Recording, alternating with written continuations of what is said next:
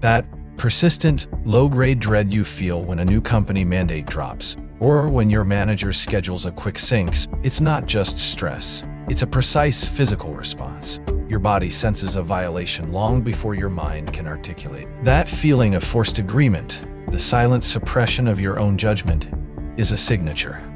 It's the unmistakable imprint of an invisible barrier around your agency. Your nervous system is registering the impact of a systemic exploitation, a constant, subtle pressure to override your internal compass, all within a silent containment field designed to keep you compliant. This isn't a personal failing. It's a programmed response, and your body is trying to warn you. This isn't about faulty wiring in your own psyche. This silent containment field isn't built with physical walls or even overt threats. It's constructed from constant, subtle pressure points. Think of it as an atmospheric conditioning, a manufactured environment where your internal boundaries are systematically eroded. Every yes you force out when every instinct screams no, every compromise of your own truth for team alignment, adds another layer to this invisible cage. These are not coincidences.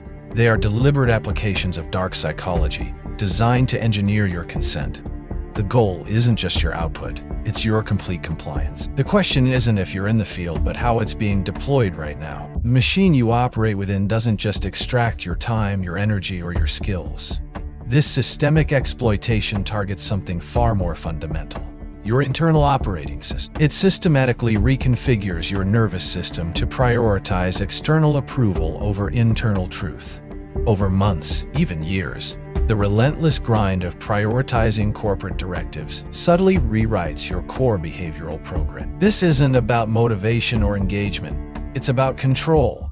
You find yourself seeking validation for decisions you once made instinctively, or worse, abandoning your authentic impulses altogether. This is the ultimate extraction loop, harvesting your autonomy itself, one micro-compliance at a time. Consider the tools presented as innocuous: the performance review, cultural alignment initiatives, 360-degree feedback. These are not primarily for growth, but advanced forms of operant conditioning. They are meticulously crafted to install specific behavioral programs.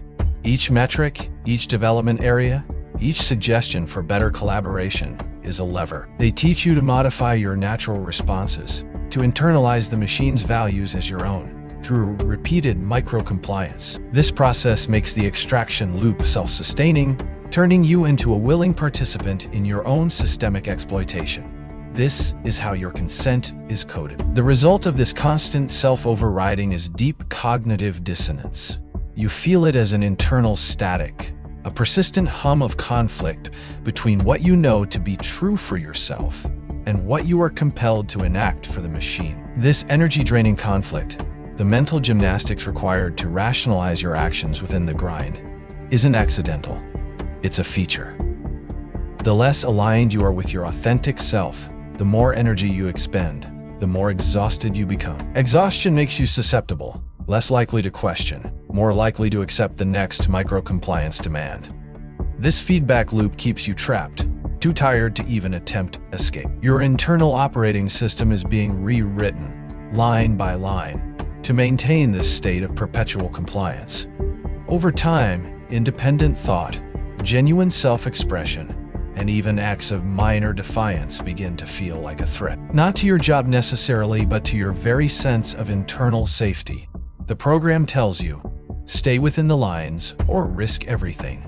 This creates a self-policing loop. You become your own most effective warden, ensuring you conform even when no one is watching. The machine doesn't need to apply overt pressure when it has successfully installed its protocols directly into your nervous system, turning your own mind against your deepest instincts.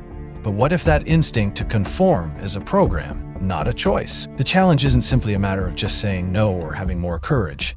That's what the program wants you to believe. If you try to resist with sheer willpower, you'll often find yourself hitting an invisible wall, a deep-seated behavioral program that triggers anxiety or a profound sense of wrongness. This isn't about a lack of personal strength.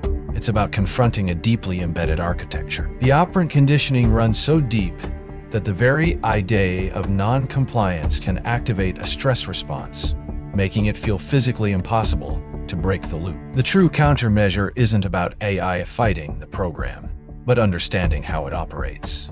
The first step involves pinpointing the exact triggers. The countermeasure starts not with a grand rebellion, but with pinpointing the exact micro-compliance triggers that make your stomach tighten. When does that not form? Is it the email that demands a quick turnaround on a non-urgent task? The project brief that directly contradicts your expertise, but requires your buy-in? The manager's casual comment that suggests you could do more?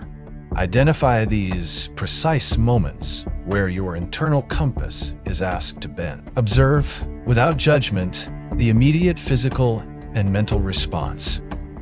This tactical identification is the first critical step in disarming the behavioral program. You must see the ghost in the machine before you can walk through it. This isn't just about reclaiming personal comfort.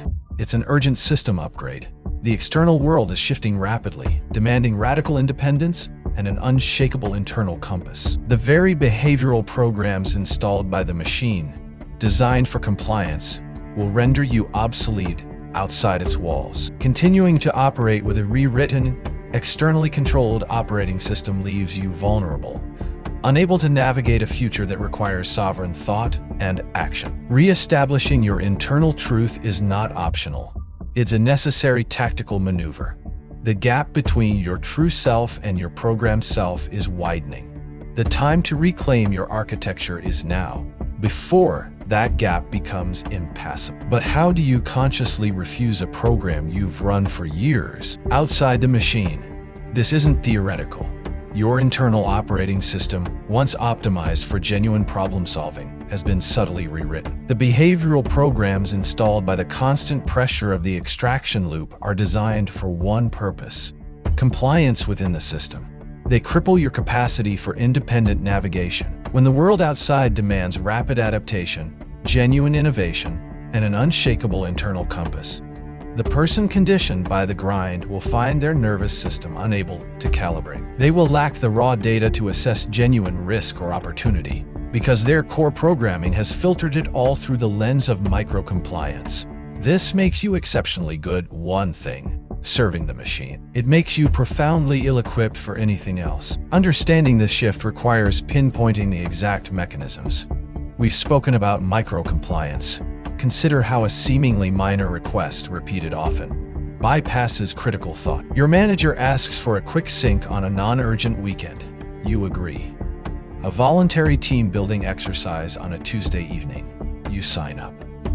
Each instance is a tiny, positive reinforcement for overriding your own internal boundary. This is classic operant conditioning, where small concessions lead to larger ones, gradually desensitizing your nervous system to what true autonomy feels like. The trap is how these individual actions, over months, accumulate into a full behavioral program, making dissent, even internal, feel physically uncomfortable, a source of cognitive dissonance you are now programmed to avoid. The real cost of this perpetual cognitive dissonance isn't just mental exhaustion.